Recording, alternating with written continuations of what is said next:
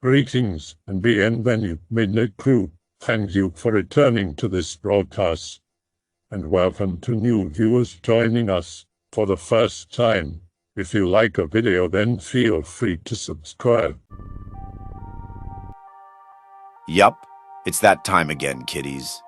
Share your personal creepy experiences. It's story time. When I was a kid, I was almost diagnosed schizophrenic.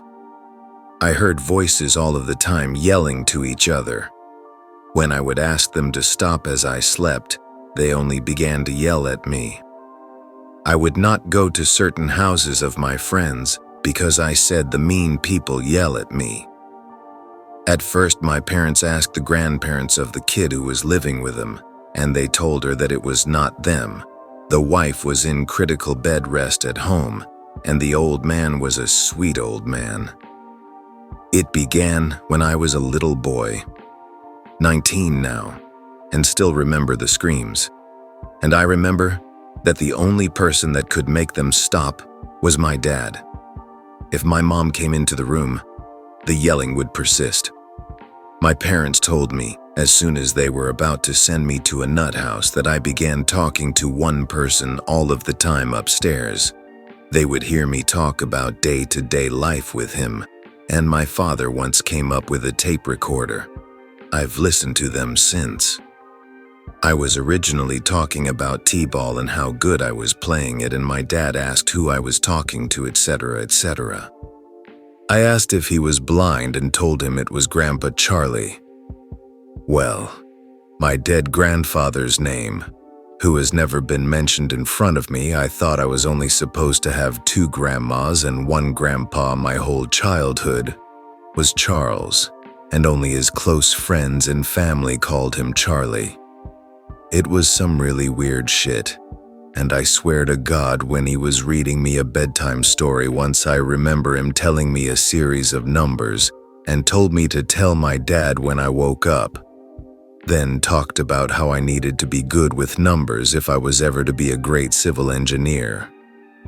I remember the morning after and told my dad, well, he bought a lotto ticket with those numbers and was 1 away from the jackpot. We got something like $7,000 at the time, and we were under like $5,000 in debt, so it saved our shit. I am now a junior in college studying as a civil engineer, following his advice. B16, visiting a local castle for an art project with a friend. It is a local castle, not a popular one. And it is a cold afternoon, so we are the only ones in the whole place. Friend says she is going around the other side to take photos there. Continue the sketch I am doing. Hear friend calling my name really desperately. Go to where I could hear her calling from, nobody there. Hear someone running away, see shadow. I figure she is playing a stupid joke on me. Get feeling like I am being watched. Still think it is a friend, but start to feel uncomfortable. Decide that I do not give a fuck about the sketch, I just want to go home. Packing away my sketchbook, I feel someone tap my shoulder really hard. Turn around, annoyed, because that really hurt. Nobody there. Nope. .jpg. Run to where I heard the voice earlier, calling for friend. Friend was over on the other side of the castle, sitting on top of a wall trying to get a shot of the ceiling, and had been the entire time. Someone calls my name again. We both heard it this time. Run. I used to live in an old apartment sort of in the country, but it wasn't a far drive to the city. This was a few years ago, and my dad had rented one of the places.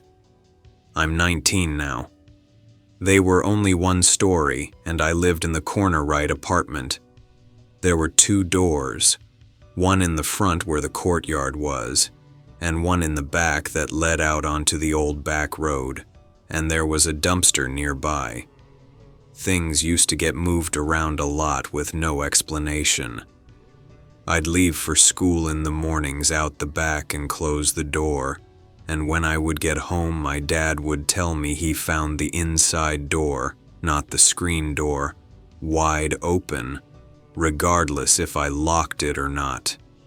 Then, at another time, we could only find the right pair to all of our shoes in the closet where we kept them. I went looking everywhere for the left shoes and couldn't find them. I walked out the back door and found them in a neat pile next to the car. For the first half of our stay, I had the bedroom nearest the kitchen, and my dad had the back bedroom. Also, that free space under the hallway is a different apartment where a guy and his son lived. The son was actually killed a few months after we moved in. I used to keep the bathroom light on since the hall light didn't work, and I didn't have to walk in the dark back there. Before I went to bed one night, while my dad was at work, I walked out of my bedroom and noticed the bathroom light wasn't on. Halfway down to the bathroom, I remember just an hour before I had turned it on and couldn't recall turning it off. Then something sounded like the shower door slammed in the bathroom, and I ran as fast as I could back to my room. When I moved to the back bedroom, I would also wake up with my curtains moved so light could come in. The first few times it happened, I assumed it was my dad, but then it started happening when I would lock my door before I went to bed. I also had a few books disappear and reappear in places I knew I hadn't put them. Keys would disappear off our little key rack by the back door and turn up in a cabinet or in a bedroom. Especially when I went to school, I would come back to a lot of things moved around, especially in my bedroom or in the kitchen, and my dad would tell me he'd gone straight to bed and hadn't had time to move things around. It got to the point where I thought somebody was sneaking in the back door after I left for school and looking around the house or something, which would explain why the door got left wide open. But after I'd started locking it every day, it would still happen. I would so laugh if someone else had another key and was just messing with you. Either that, or your dad was just messing with you for the lulz. It got so extreme I actually did wonder that, and we did call the landlord to ask if anybody had a spare key, and she told us only she did. She lived up in the city, so I doubt she could make a 45-minute drive down here every day to do it. Plus, she was old. My dad swore up and down he'd never move anything, and he wasn't even awake when the shoes were moved. I'd been up pretty much all night that night, and he'd slept that entire time. There was also a time when he set his keys on the kitchen table and walked back to his room. I went and sat on the couch, and a few minutes later, he walked back into the kitchen and asked me where I moved the keys. I told him I didn't, and we found them a half hour later in my bedroom. No explanation for how they'd got there.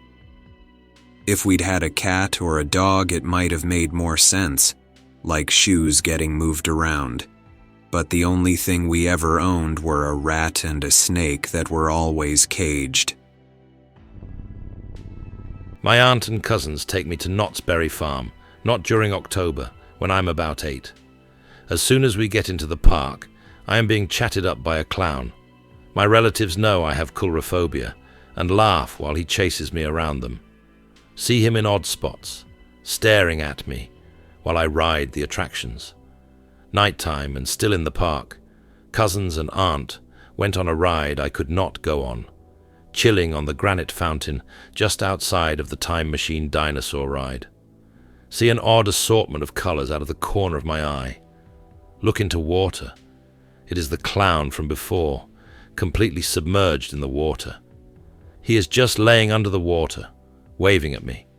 I run to the front of the park to security and waited until my aunt found me. Whenever I visit my aunt in California, and we're not with anyone else, she always brings up that clown. Says she noticed him staring at me during rides. Story by Friend and his dad. Friend is camping with his dad. Friend wanted to sleep next to the fire, not in the trailer. Friend's dad said okay, but sleep with this gun next to you. Friend makes his tent with the entrance facing the fire. Dark arrives and sleep sets in. Middle of the night. Scraping on the outside wall of the tent. Friend in alarm mode and reaches for the gun. Fingers find the cold gun, and whispering of multiple voices outside the tent ensues. Frantically scared at this point and wraps fingers around grip. Gun is heavy and impossibly stuck to the floor. Dumbfounded and in disbelief, he grabs his tiny Swiss knife instead. What seemed like mocking laughter in the far-off distant yet audibly close by. He calls out in a panic to his dad, whose trailer was only about 15 feet away. Hears rustling and banging from the trailer. Whispers stopped, and all other noise with it, including from the trailer. Friend super freaked out, scared for him and his dad. Calls out again. Hears something trying to rattle the trailer door handle loose. Concerned Friend mustered a peek outside his tent. Pitch black, tries to look toward the trailer, sees the pale outline of it in the dark, calls out yet again. Rustling of leaves and sticks on the opposite side of the fire pit from him. Fire has been hours dead. Full-on panic rush to the trailer. The trailer door opens slightly as he reaches it, but before he enters calling for his dad, trailer sounds like being crushed. Whispers from everywhere and sounds from the trailer he described as a huge bear that tripped in the dark and knocked everything off the wall, counters and everything, along with the sound of his dad fighting something. He flips on the light. Sees his dad with one leg under the bed. Looks like he was in a tug-of-war with his leg. Friend helps his dad get up. His dad frantic, wide-eyed, and froth in the mouth like a madman. Tells Friend he heard a laugh not a few seconds before something grabbed a hold of his leg and tried to drag him under. Both weary and scared. Stay up the last few hours until the sun broke through. Could not explain it. Said they want me to go camping next time. I gave them a modest nope. Halloween night about 7 years ago. Just done trick-or-treating with a few friends. Most of them have gone back to their houses in the neighborhood. The rest of us are just hanging out behind the local church. We all noticed a man staring at us from the distance. He starts coming closer. We joke about him and tease him a bit, assuming he is just an older kid in a creepy mask messing with us. After a while, we all get uncomfortable and start to leave. He starts running our way, starts to chase us through the parking lot. My sister shows literally just then to pick us up. The guy stops dead in his tracks a little ways behind us, but does not turn around. One kid who we all do not know that well who joined us that night refuses to take a ride. We go home. I talked to the kid about half a week later, and he said that the guy followed him at a distance until he reached the street where his house was. I wanted to call 911 as we were heading home, but my sister advised against it. Now older and less naive, I was 10 at the time. I realized she was so stupid to do that. Even if he was just messing with us, that guy was an asshole. When I was a kid, I had this old wardrobe, like really old Victorian shit. I used to be terrified of this thing and would always have to prop the door shut with something. My parents just thought it was funny that I was afraid of the wardrobe. But shit, I clearly had a few incidents that happened with that fucking thing. Now, the reason I used to prop the door to this thing closed was because it was so old and wasn't in great condition. The doors wouldn't shut properly and would creak open if you just left it. So it's the middle of the night.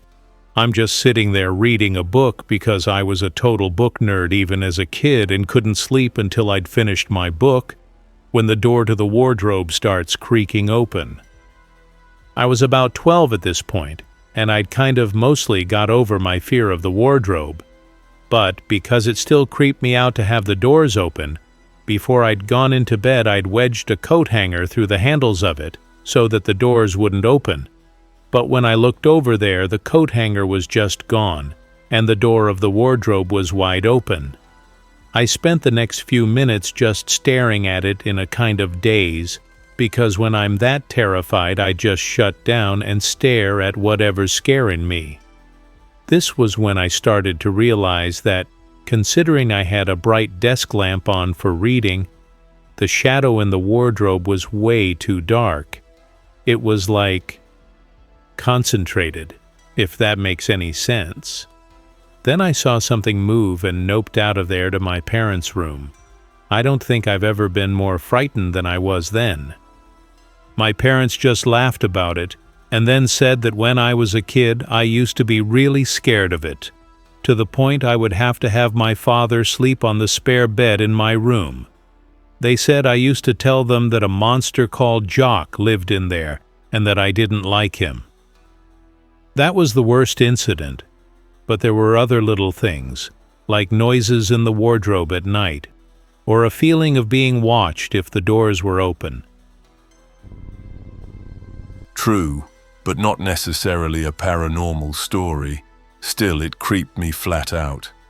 It's getting late and my English is a bit rusty, so please bear with me.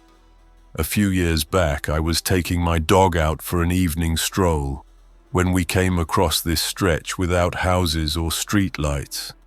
This was during winter time, so as you can imagine, it was quite dark and rather cold outside. The stretch had a slight turn in between a thick bush, and as the lights faded away among the trees behind us, all I could see was the moonlit, snowy road ahead of me.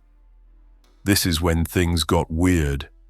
All of a sudden, the MP3 player I was listening to started acting up. At first, it was skipping randomly. Then it made some strange noises before it just blacked out.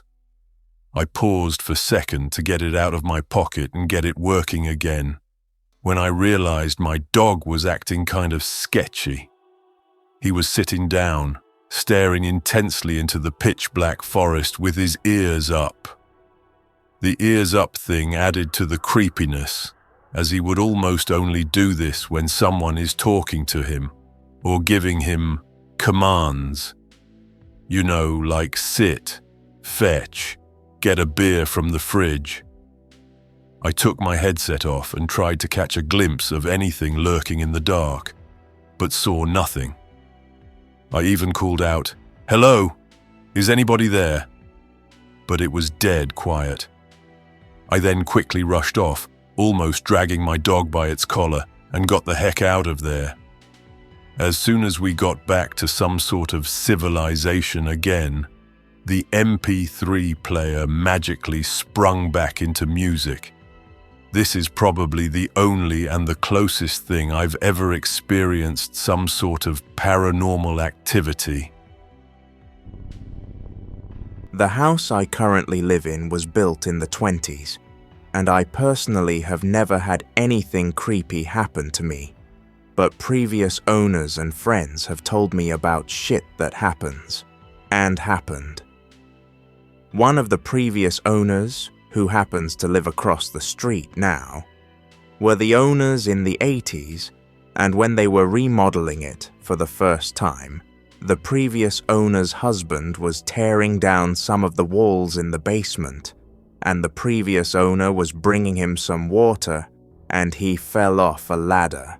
He was doing some wiring for some lights, and was unresponsive, and looked in pain, so she took him to a hospital, and he'd had a heart attack, but he managed to survive, and a few years ago, he'd asked me if he could check out the basement, and at first, I was like, what? Then I thought, what the hell? He was the previous owner and he's a kind old man. So I took him down there and he just kinda looked around at first, and then asked if I could go upstairs and give him some privacy for a few minutes. And I was like, what? Again. But thought, whatever, I'm not gonna say no. So I go upstairs, and a few minutes later, he comes upstairs and says thanks. And I ask him what he was doing down there, and he just said, saying goodbye. And I assumed he meant just saying goodbye to the house, because they had plans to move. So I asked him if he'd like to see the rest of the house, and he smiled and just said, no. And then he left. A few days later, I heard that he had passed away. Not sure if he knew he was going to die, or if it was just because they were planning on moving. Whenever I have friends stay over, they always mention feeling like they're being watched and see things in the shadows. But at the same time, it feels comforting to them, knowing that it's there, watching them, almost like it's keeping them safe. And one time it was late at night, and a friend told me he needed to go downstairs and take a piss. And I'm like, okay. And as he's going down, I hear a loud series of bangs, like someone's falling down the stairs, and I assume he just fell, so I rush to see if he's okay, and he's standing just a few steps from the bottom of the second flight of stairs, and he looks super pale, and I ask if he's okay, and he says, yeah, it felt like something caught me. Also, in one of these retro metal cabinets in my garage, there's a tin can marked "Cremated Remains of," and in cursive letters it says Esther Tremaine. And I've asked all of the previous owners that are alive, or that I could find, and none of them knew who that was. Somewhere near midnight. Sitting by the computer. Silence and darkness all around aside from the faraway lights behind the window. Not that many of them living at the city's edge, and the screen. Suddenly, a loud bang against the door. Scratching, then silence. The hell. Approaching the door, opening. Darkness in the hallway. Living in a flat.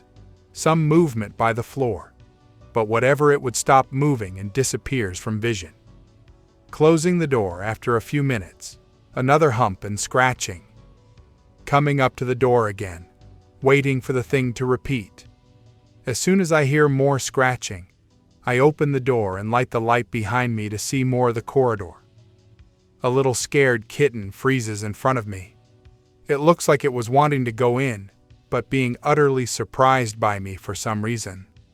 Let it past the door, get it some little bit from the fridge, pet it, and let it out. Talking with the neighbors soon after, when we spot the kitten wandering the hallway during the day. Turns out, it belongs to people living one floor above mine. Probably poor thing, being young, mistaken the floors when they let it out for the night. It was summer, and people here don't keep their pets 24/7 in home usually if the weather's nice, and it just tried to get back home. It happened again a few days later. After that, I think the cat at last understood where its home was, as I've seen it from time to time, but it wasn't trying to get in anymore. I have a few experiences from a house I used to live in as a kid. I was constantly terrified there, and found out after we moved that people were lynched on the property, backed up by newspaper articles. Most days I would see things move, and assume it was the cat, only to find out he wasn't in the house, or feel very intense feelings of being watched, especially through the windows on the side of the house that faced the woods. Other experiences. Be in bed, feeling creeped out, being watched, feeling. Loose marble starts rolling across the floor. Think it is because of the old house. settle in floors, whatever. Marble rolls back the other way across the room. Continues to roll back and forth across my floor for a good 5 minutes while I am too terrified to move or scream. Go up to the old church on the property to practice piano. Lights are off in the sanctuary. Street light outside casts some light through the stained glass windows. Reach for the light switch. A silhouette of a man walks between me and the window. Instantly flip the switch. Nobody there. In church again, waiting on parents in a meeting. All the adults are in another building, separated by a breezeway that goes outside, past the graveyard. Look at the door that has a small glass window near the top. White face with either no eyes or sunken so deep I cannot see them. Stare at it. Stares back. Cold sweat. After some amount of time, I realize I cannot do anything about it since it is between me and help. So I back out of the room and go hide somewhere. There are not windows until my mom shows up to get me. In bed again, waiting to go to sleep. Turn over tall, shadowy figure of a man with a large brimmed hat standing by my closet. Strangely not scared by this one. Fall asleep with him standing there. Go on X as an adult. Realize Hat Man is a thing other people see. Shit bricks. B12. Just move into a new house. Exhausting day of meeting new people in my neighborhood. Go to bed on the bottom bunk of my bunk bed. Wake up at about 2:30 a.m. My mirror is in the middle of the floor, mildly startled. Props it back up against the wall and go back to bed. Drift in and out of sleep for a while, still somewhat shocked. I hear scratching on my wood bed frame while I am facing the wall in bed. Slowly turn around. See a black figure of a person dangling upside down from the top bunk, paralyzed with fear. It sort of dissolves within 5 to 10 seconds of seeing it. Nope, nope, nope, nope, nope. Afraid to get out of bed the next morning because I keep thinking a person is going to grab me from the top bunk when I leave the bottom bunk. The next week I proceed to disassemble my bed into 2 separate beds. Never see it again. Going to sleep. It was about 2 a.m. Grandma had already fallen asleep, so I was left alone with the dull sound of her breathing. I tossed and turned, unable to fall asleep. From outside the window, I heard a soft dragging sound, like thick plastic against concrete. A trash can was what came to mind. It sounded far off. The dragging sound became slightly louder and sounded a tad more metallic. It kept getting louder. I was frozen with fear in bed, unable to look out the window. The dragging sound came all the way up to the window and passed from right to left, literally a foot away from my house. It went around to the left side of my house. The windows on this side were lower. I saw a pair of silhouetted legs and something big go by the window. As soon as the shape passed the window, the dragging sound stopped. It was silent for what seemed like forever. Just when I thought I had been imagining it all, there was a loud thud, like whatever had been dragged to the side of my house was dropped. Then I heard hasty footsteps running back around to the front of my house and off into the grass. I glimpsed out the window, and I swear to you, I saw a fucking scarecrow. When I went outside the next day, there was a giant piece of wood on the left side of my house. Nope. I've told this one a few times. Here goes. Earlier this month, I got my new Star Wars Xbox and Kinect bundle in the mail. Stoked upon its arrival, I set it up in the living room so I wouldn't have to mess with my Xbox downstairs, and I have lots of space to play the new game. Play the game, leave the Xbox on bed, and go do other shit for hours. Later on that night, it's like 3 a.m. and I'm in my basement watching TV. The living room is directly above me. I hear this familiar noise, and then very soft footsteps above me. It initially creeps me out and takes me a while to figure out what the noise is. Then it hits me. My hairs stand up and my heart stops. It was the fucking Kinect menu. It detected movement and the game was making noises. I was home alone and started freaking out. Wouldn't move until a friend came over and checked the whole house for me. Just thinking about this almost brings me to tears. It was the scariest moment I've ever lived in my entire life. Brother used to read me books when I was younger. He was reading The Lion, The Witch, and The Wardrobe. After he would finish reading to me, he would tell me stories about his stuffed animal, Blinkie. He said Blinkie was not just a stuffed animal, he was alive. Blinkie did not look like any type of stuffed animal I have ever seen. It was creepy looking. He told me Blinkie could talk, but only at night.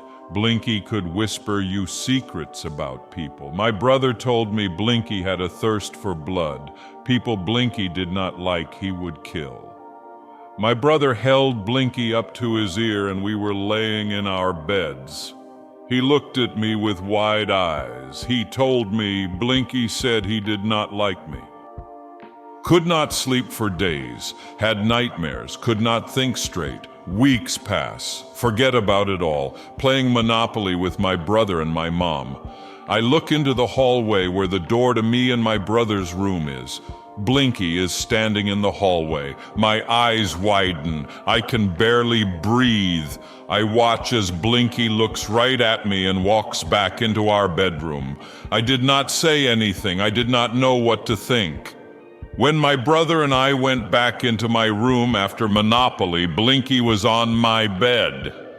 I stopped sleeping in the same room as Blinkie after that. I told my brother I didn't want him kept in the room. More about Blinkie. Pics of Blinkie? If you honestly want me to go down into my basement and dig through boxes, I might be able to find it, but goddamn, I don't know if I want to. It is either in a box with my brother's things, or it is at my brother's apartment. But I will describe it to you guys, maybe you know what it is. It was about the size of a standard teddy bear. Its head and body were one. He was gray with wool like fuzz. He had 2 eyes that would light up and blink if he had batteries in him, hence his name. It was either from the 80s or the early 90s, since my brother had it since he was young. He was born in 85. I was born in 90. He had little arms and little legs that were stuffed but sealed before they attached to the body so they could wobble and move. I really don't want to drudge up the courage to go in my basement for it right now, though.